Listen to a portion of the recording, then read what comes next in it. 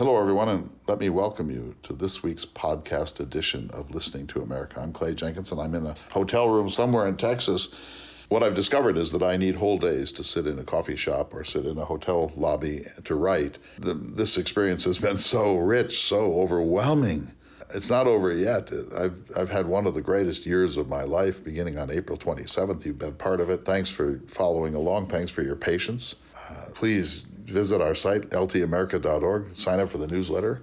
This is an extraordinary journey I'm having, and it's the beginning of several years of such journeys. I could not be more pleased. I'm a little tired. I'll be ready to have Thanksgiving in my own home back in, North Dakota that I used to live? I've been on the road more or less continuously since the last days of April, and now I'm lost in Texas. Texas, what a huge, strange, wonderful, exasperating, and fabulous place Texas is.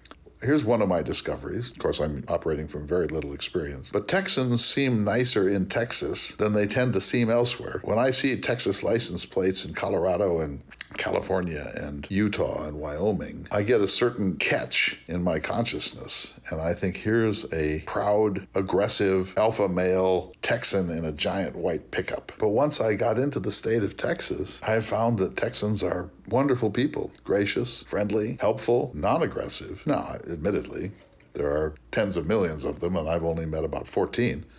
But it has been a kind of a revelation in some respects. And there's so much of Texas. I've been driving across the Great Plains of Texas. There's so much more, so many other ecosystems, so many other bioregions. Houston, the fourth largest city in the United States. Galveston, which I went to when I was 16. A young newspaper photographer being trained in color separation at the Galveston Daily News. I've been to Dallas many times.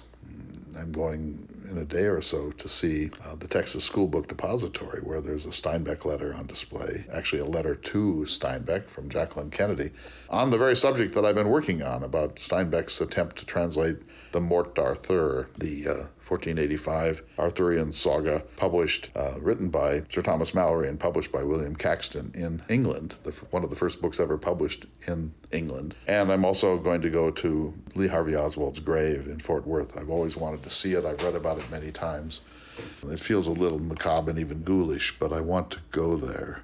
And then, after a brief interlude in Chicago, I've got some things I have to do there. I will be moving on to New Orleans, where I am promised the greatest gumbo of my life. My friend Liz Eagle is one of the nicest, humblest, sweetest, and most generous people I've ever met, but she is haughty. She is drop-dead haughty on the question of gumbo. And every time I post a Facebook photo of gumbo or mention gumbo in any way, within seconds, I get an angry text from her saying, "How dare you say that you've had gumbo because you've never had gumbo." So now, here we go. My goal is gumbo, but no Waffle House.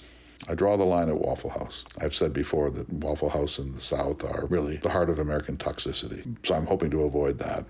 But yes, jambalaya, of course. Etouffee, you bet. Gumbo, sure, let's see. But Waffle House, never, never. So I've been writing, and I believe I'm in Wichita Falls, and having a great time writing. But it will take all winter to process what I've experienced. It's been, I won't say overwhelming, because I don't feel like Steinbeck that the Petri dish is full. But I do feel that the Petri dish is crowded, and now I'll spend the winter trying to look at maps and make sense of where I've been and ask myself, did I do that? Did I actually see the redwoods? I was in Death Valley? Really? I was at Chaco Canyon? One final thing, I talked about the liberal world order in today's program, and I meant to say that I invite you to read a really important book by Robert Kagan, published in 2018, called The Jungle Grows Back. It's about the liberal world order that was constructed after World War II, after the two disastrous global conflicts of the 20th century, which included Hiroshima, Nagasaki, Alamogordo, Dresden, Hamburg, the London Blitz, Auschwitz, Dachau, the siege of Leningrad, Stalingrad, and the gates of Moscow. The Jungle Grows Back